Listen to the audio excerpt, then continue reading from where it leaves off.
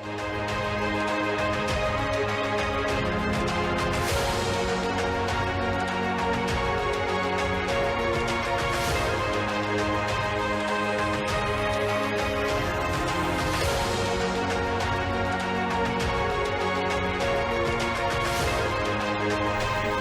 मैं हूं आपकी होस्ट गुरलीन कौर और आप देख रहे हैं दूरदर्शन का विशेष कार्यक्रम हेल्थ शो, जो कि एक फ़ोन इन प्रोग्राम है। दोस्तों, हर बार हम कोशिश करते हैं कि आपको हमारे कार्यक्रम में कोई ना कोई हेल्थ अपडेट और जानकारी दे सकें, आपके सवालों के जवाब हमारे विशेषज्ञ के साथ। हमारे आज के एपिसोड का टॉपिक है न्यूरोलॉजिकल डिजीज़ेज़, यानी कि दिमाग से जुड़ी बीमारियां, नर्वस सिस्टम से जुड़ी बीमारियां, और उसमें न्यूरोलॉजिकल सर्जरी की क्या भूमिका है।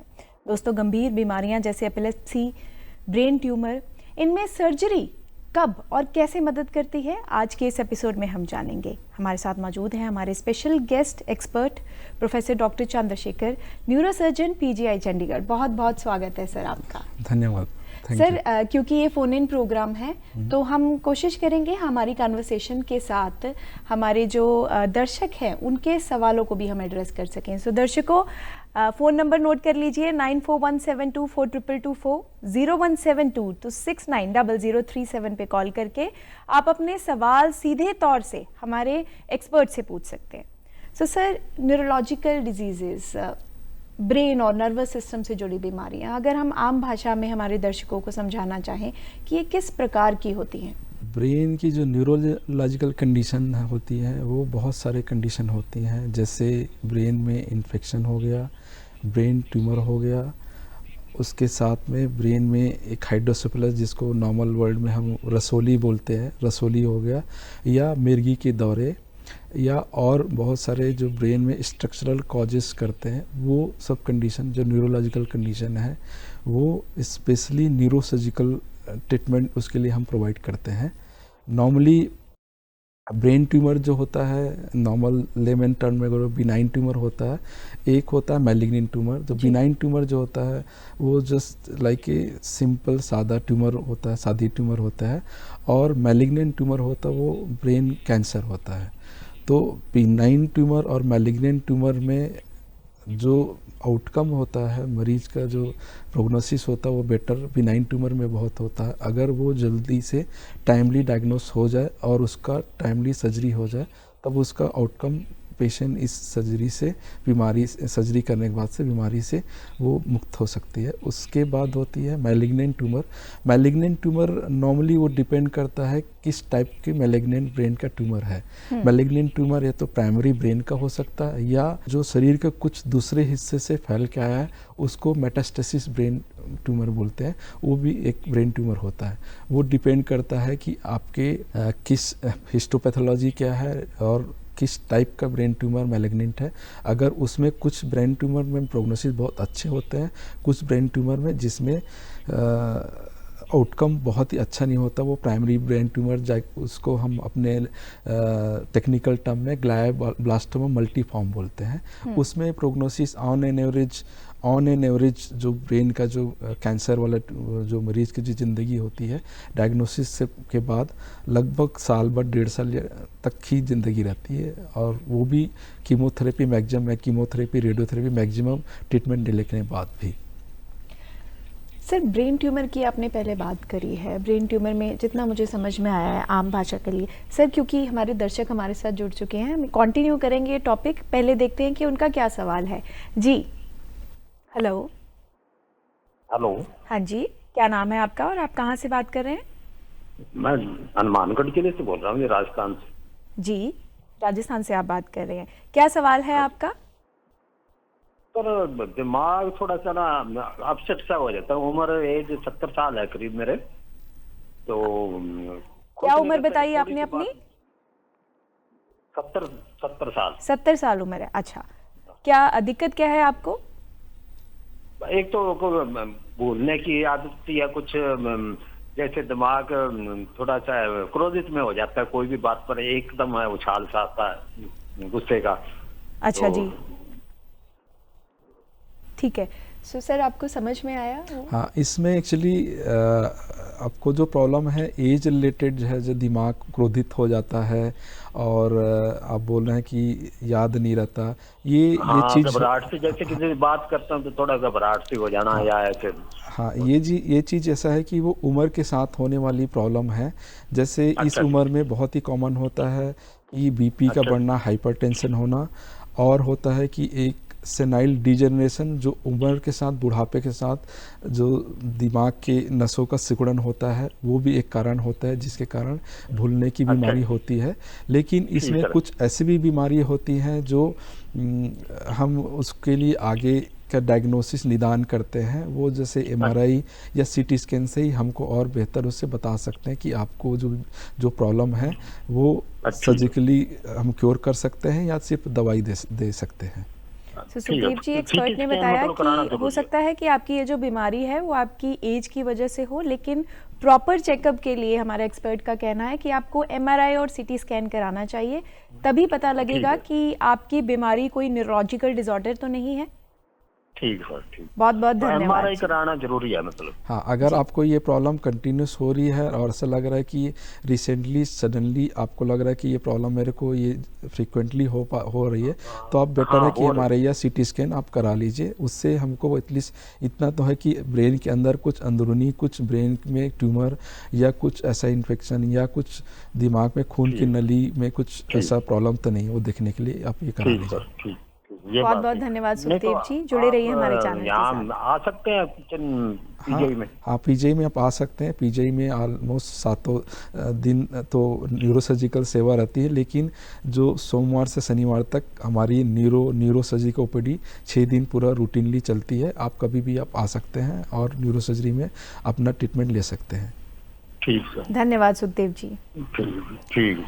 सर, ब्रेन ट्यूमर की बात हो रही थी, जितना समझ में आया कि आपने कहा कि 2 प्रकार है, बेनाइन और malignant. Benign is harmless but it is to be checked, और जो मैलिग्नेंट है वो कैंसरस है। तो सर, जब ब्रेन ट्यूमर की बात होती है तो अक्सर एक परसेप्शन हम लोगों के दिमाग में होता है, बहुत खतरनाक बीमारी है, सर्वाइवल रेट बहुत कम है। सिम्टम्स की अगर बात करें तो क्या सिम्टम्स हैं, कैसे पता किया जाए कि ये सामान्य सिर दर्द है? नॉर्मली जो सिर दर्द, इस ब्रेन ट्यूमर के जो सिर दर्द होती है, वो सिर दर्द ऐसा है कि आपको वो बार बार फ्रिक्वेंटली स्टार्ट हो जाती है, और उसमें जो सिर दर्द जो क्वालिटी है वो पहले तो सामान्य ढंग से सिर दर्द होगा, फिर वो उसकी जो सीवियरिटी है वो कंटिन्यूस बढ़ते जाती है, और मोस्ट ऑफ द सिर दर्द होती है उसके साथ में मेनली अर्ली मॉर्निंग हेडेक बोलते हैं नॉर्मल हम टर्म में, मतलब बेसिकली अर्ली मॉर्निंग पेशेंट को बहुत सिर दर्द होता है। और उसके साथ साथ सिर दर्द के साथ साथ में कभी हम जैसे नॉर्मल वर्ड में उल्टी होना या पलटी होना या जी मचलाना, और जी मचलाने उल्टी होने के बाद से थोड़ा सा बेटर होना, ये कैरेक्टरिस्टिक होता है कि ब्रेन ट्यूमर के हेडेक का। और इसके साथ में हेडेक के साथ साथ कुछ ऐसे चीज़ें हैं जैसे आपकी जैसे आँखों की निगाह में, विजन में कुछ प्रॉब्लम हो, वो मेनली इससे रिलेटेड, ब्रेन ट्यूमर से रिलेटेड रहते हैं। और इसके साथ साथ अदर जो सिम्टम्स जो होते हैं, जैसे निगाह में कमजोरी होना या मिर्गी के दौरे टाइप झटके आना, या एक साइड बाजू काम नहीं करना, या तो पर्सनालिटी या बिहेवियर चेंजेस होना, ये सब ब्रेन ट्यूमर के लक्षण हो सकते हैं। सर, हर ट्यूमर में सर्जरी की ज़रूरत पड़ती है? मोस्ट ऑफ द जो ट्यूमर जो होते हैं, जो दिमाग के जो नसें को अगर दबाव डाल रही हैं, वो कुछ ट्यूमर जो है वो उसकी सर्जरी की ज़रूरत तो पड़ती है, लेकिन कुछ ऐसे जो ट्यूमर हैं वो आफ्टर डायग्नोसिस एमआरआई और प्रॉपर टेस्ट से पता चलते हैं कि वो कुछ ट्यूमर मेडिसिन से ठीक हो पाते हैं, नहीं हो पाते हैं। लेकिन most of the tumour, brain tumour के जो ट्यूमर है वो सर्जरी से उसका ट्रीटमेंट करना ज़रूरी रहता है। सर, सर्जरी को लेके जैसे मैंने कहा कि बहुत परसेप्शंस होते हैं लोगों की कि सर्जरी का मतलब है कि सर्वाइवल रेट बहुत कम होना, साइड इफ़ेक्ट्स ज़्यादा होना, इसमें आपकी क्या राय है सर?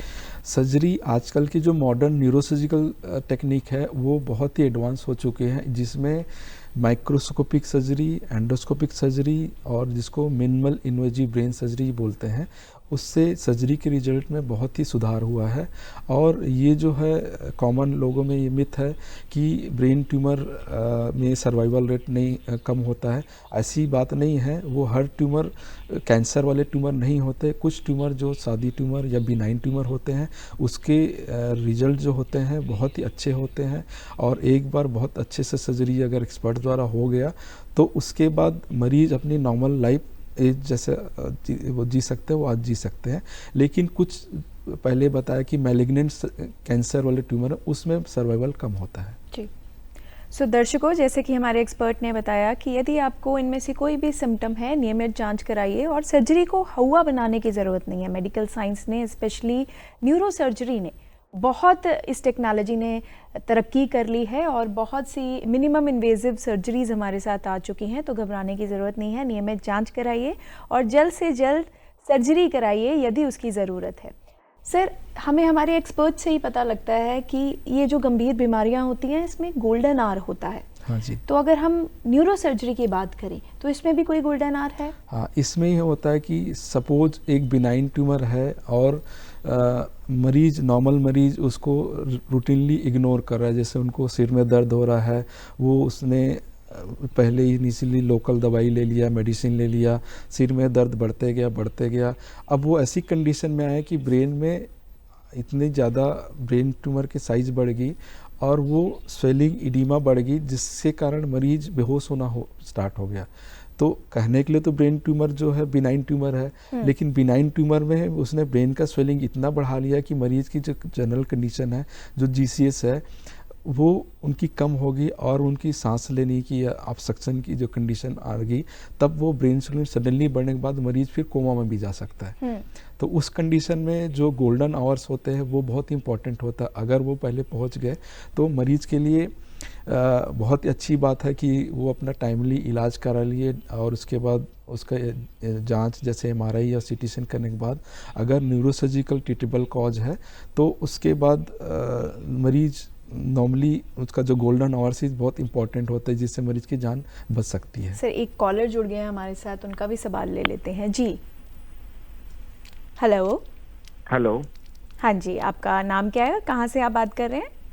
मैं रमेश बोल रहा हूँ सिरसा से। सिरसा, हरियाणा से।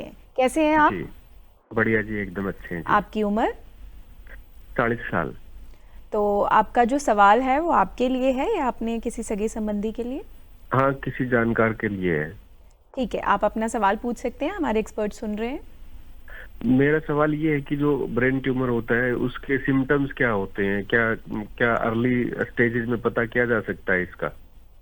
हाँ, इसका जो सिम्टम्स जो होते हैं, जैसे होता है कि ब्रेन में जो ट्यूमर जो होता है, जो मस्तिष्क के किस भाग में ब्रेन का ट्यूमर है, अगर वो ट्यूमर हमारे जैसे ब्रेन के ऐसे हिस्से में है, अगर जो हमारी आँखों के नस के पास है तो आँख की नस की दबाव के कारण आँखों में निगाह विजन कम हो सकती है। अगर ट्यूमर का साइज बढ़ते गया तो सिर में रेगुलरली सिर में दर्द होंगे।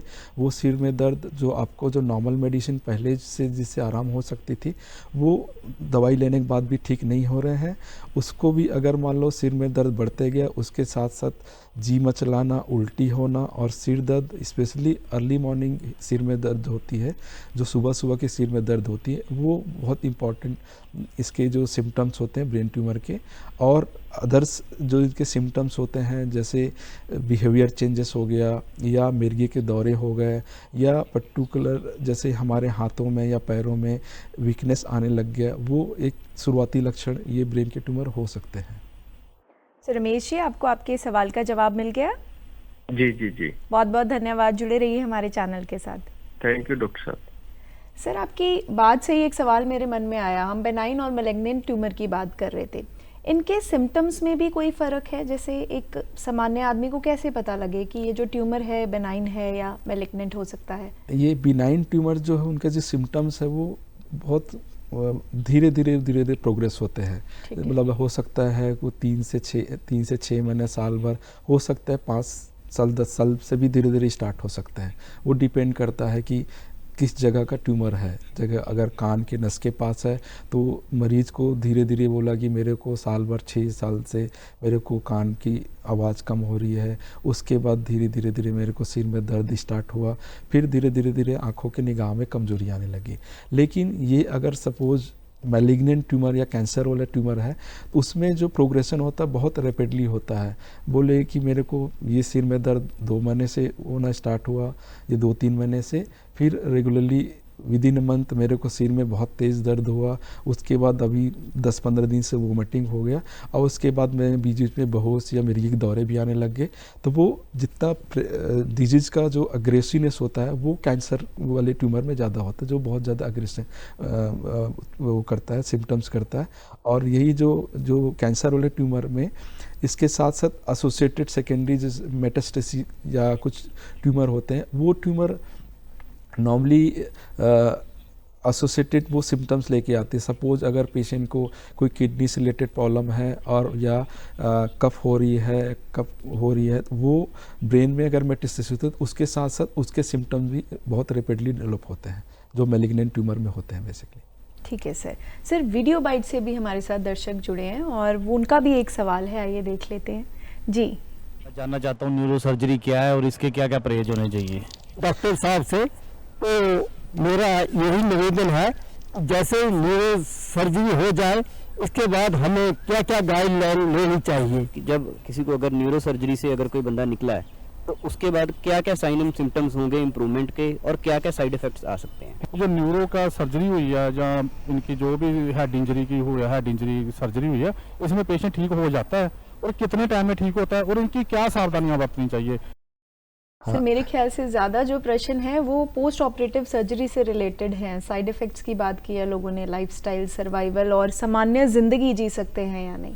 हाँ, ये जो नॉर्मल अब सबसे लास्ट कॉलर के हिसाब से जैसे कि उन्होंने हेड इंजरी के बारे में पूछा, हेड इंजरी में मरीज के जो आउटकम है वो डिपेंड करता है कि मरीज को सिर में चोट कितना गहरा है। अगर वो चोट बहुत गहरा है और उनका जो टाइमली इलाज किस न्यूरोलॉजिकल कंडीशन में हुआ है वो डिपेंड करता है उनके आउटकम में। अगर मरीज का जो गोल्डन आवर्स में ट्रीटमेंट अगर स्टार्ट हो गया तो उसमें मरीज का आउटकम बहुत ही अच्छा होता है और मरीज अपनी नॉर्मल लाइफ जी सकता है।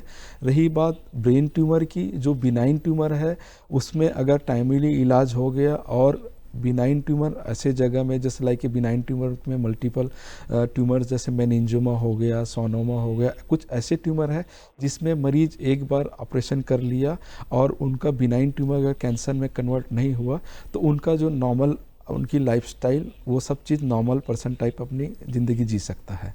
लेकिन कुछ ट्यूमर में, स्पेशली जो मैलिग्नेंट ट्यूमर में या ऐसे ट्यूमर जो कम्प्लीटली नहीं निकल पाते, उसमें फिर रिकरेंस के चांसेस और फिर से दोबारा ट्यूमर होने के बाद मरीज के जो लाइफ एक्सपेक्टेंसी है वो फिर कम होने की गुंजाइश रहती है। सर माफ़ी चाहती हूँ सर, मुझे कन्वर्सेशन बार बार रोकनी पड़ रही है क्योंकि हमारे दर्शक लगातार हमारे साथ जुड़े हुए हैं और वो चाहते हैं कि वो ज़्यादा से ज़्यादा अवेयरनेस ले सकें क्योंकि हमारे पास एक्सपर्टीज़ है। एक और दर्शक हमारे साथ जुड़े हैं जी, अपना नाम बताइए। रजत मैम। कहाँ से बात कर रहे हैं आप? हिमाचल प्रदेश से। रजत जी कांगड़ा हिमाचल से। तो आप ये शो देखते हैं रोज? हाँ जी मैम। तो क्या उम्र है आपकी? 26। तो जो आपका सवाल है वो आपके लिए है या आपके किसी जानकार के लिए? मैम हमारा जानकारी है, एक दोस्ती है। अच्छा, आप अपना सवाल पूछ सकते हैं, हमारे एक्सपर्ट सुन रहे हैं आपको। जी बताइए। सर क्या ब्रेन ट्यूमर बिना ऑपरेशन के ठीक हो सकता है क्या? कुछ ट्यूमर हैं जो बिना ऑपरेशन से ठीक हो सकते हैं, जैसे बिनाइन ट्यूमर जिनकी जो ट्यूमर का साइज़ बहुत छोटा है, जैसे अदर्स जो न्यूरोसर्जिकल एस्पेक्ट जो होता है, एक होता है गामा नेप सर्जरी, उससे कुछ ट्यूमर हम उससे ठीक कर सकते हैं। लेकिन वो उस बिनाइन जो ट्यूमर के टाइप के ऊपर डिपेंड करता है कि वो गामा नेप सर्जरी से ठीक हो सकता है या उनको सर्जरी ओपन न्यूरोसर्जिकल की रिक्वायरमेंट है। अच्छा सर। और कुछ रजत जी कुछ और पूछना चाहते हैं आप? नहीं मैम, बस इतना ही पूछना चाहता था। धन्यवाद, अपना ध्यान रखिए और देखते रहिए health show Doordarshan. Thank you ma'am, thank you. धन्यवाद। तो दर्शकों, हम आपको एक बार फिर याद दिला दें कि ये शो आपके लिए है and we are really grateful to have doctor Chandrashekhar with us. He is a very renowned neurosurgeon from PGI Chandigarh.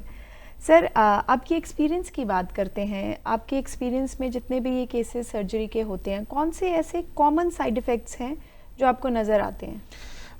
Operation के बाद मेनली जो साइड इफ़ेक्ट होता है, एक होता है इमीडिएट साइड इफ़ेक्ट, एक होता है अर्ली साइड इफ़ेक्ट, एक होता है लेट साइड इफ़ेक्ट और होता है डिलेड साइड इफ़ेक्ट।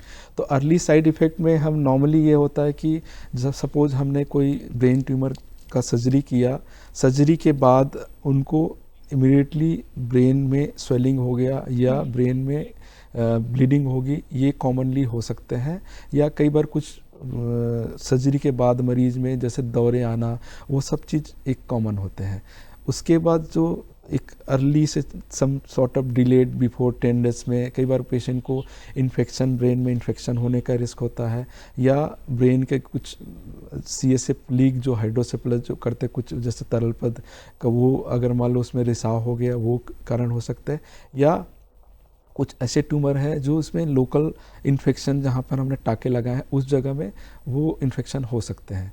और लेट साइड इफ़ेक्ट में जो होते हैं, कुछ ऐसे ट्यूमर है जिसमें रिकरेंस हो सकते हैं, या कुछ में सडन इडीमा या इडीमा ब्रेन में स्वेलिंग बढ़ने का वो एक रिस्क होता है।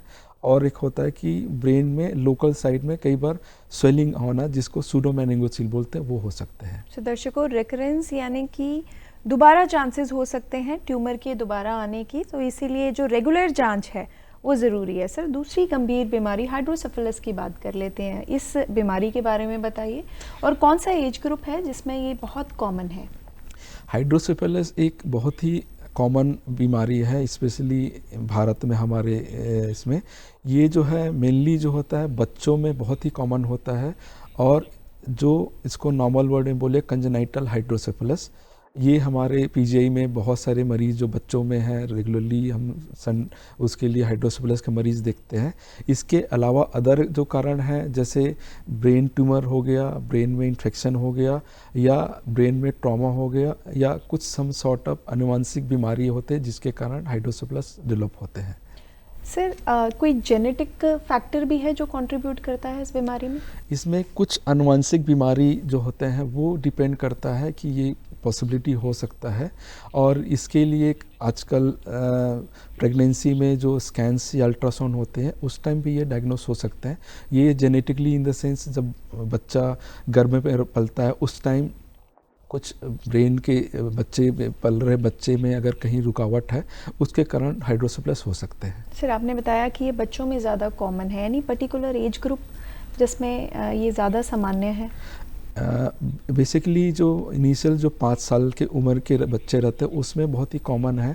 एक होता है इन्फेक्शन ड्यूरिंग प्रेगनेंसी के बाद जब डिलीवरी होता है, उसमें मेनिंजाइटिस हो गया या ब्रेन में ब्लीडिंग हो गया, वो बाद में डिलेड कारण बनता है कि ब्रेन में तो तरल CSF है उसका रिकवर करने के लिए। या एक होता है डेवलपमेंटल, जिसके कारण डेवलपमेंट के दौरान ही मरीज के ब्रेन में पानी का रिकवर कारण वो हाइड्रोसेफलस करता है, जिसके कारण वो है। और मेनली जो कॉमन जो कारण है, जो कुछ जन्मजात बच्चों को ट्यूमर है, जो हमारे जो CSF का फ्लो होने का जो रास्ता है उस रास्ते में अगर रुकावट है, वो कुछ ट्यूमर भी है जो हाइड्रोसेफलस कर सकते हैं जी, जो इसलिए चिल्ड्रन में होते हैं।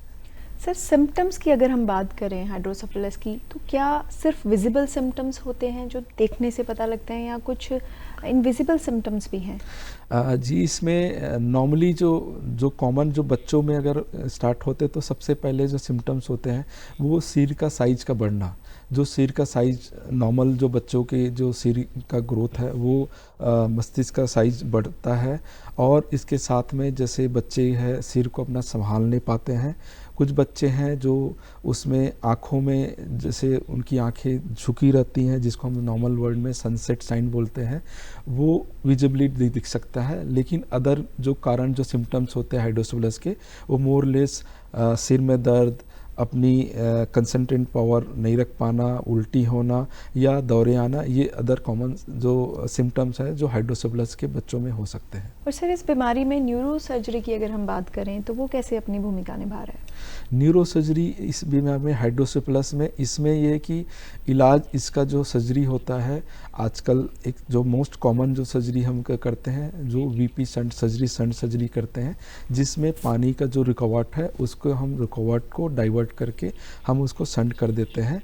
दूसरी जो पद्धति है वो दूरबीन के द्वारा अंदर ही अंदर एक रास्ता बना देते हैं, जिससे जो पानी का रुकावट है वो अपना एक नॉर्मल रुकावट से एक अपना एक जो रुकावट है वो कम हो जाए, अपना अंदर ही अंदर पानी जो बन रहा है वो अंदर ही अंदर वो सूख जाए।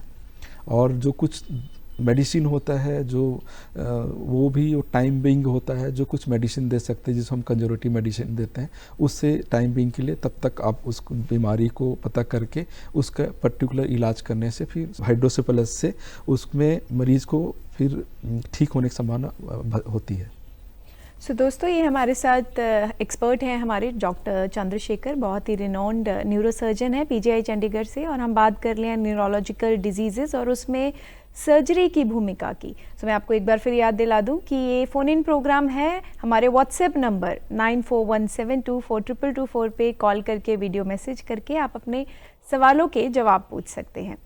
तो सर, हम पोस्ट ऑपरेटिव केयर की बात करते हैं। सर्जरी के बाद, ऑपरेशन के बाद कौन कौन सी चीज़ें हैं जिनका ध्यान रखना ज़रूरी है? इससे पहले सर हमारे एक कॉलर जुड़ चुके हैं, हम उनका सवाल भी पूछ सकते हैं, हो सकता है वो इसी बारे में पूछना चाह रहे हों। जी हेलो। हाँ जी, हेलो मैम नमस्कार जी। नमस्कार, क्या नाम है आपका? मैम सुखपाल है जी। सुखपाल जी, कहाँ से बात कर रहे हैं आप? हाँ मैम, भिवानी से बात कर रहे हैं। भिवानी, कैसे हैं आप? जी बिल्कुल बढ़िया मैम। हमारे आज के एपिसोड का विषय पता है आपको, टॉपिक पता है? हाँ जी मैम। तो आप अपना सवाल पूछ सकते हैं, हमारे एक्सपर्ट आपका सवाल सुन रहे हैं। बताइए सुखपाल जी। नमस्ते जी। नमस्ते। सर, बच्चों में जो ये समस्या है ना वो देखने को मिल रही है। मेरे तो रिलेटिव्स हैं। हाँ। जैसे एक तो 10 साल का है। हाँ। तो इसका एक तो कारण क्या है सर? क्योंकि बच्चे छोटे हैं, और दूसरा मतलब ये परमानेंट ठीक हो सकता है?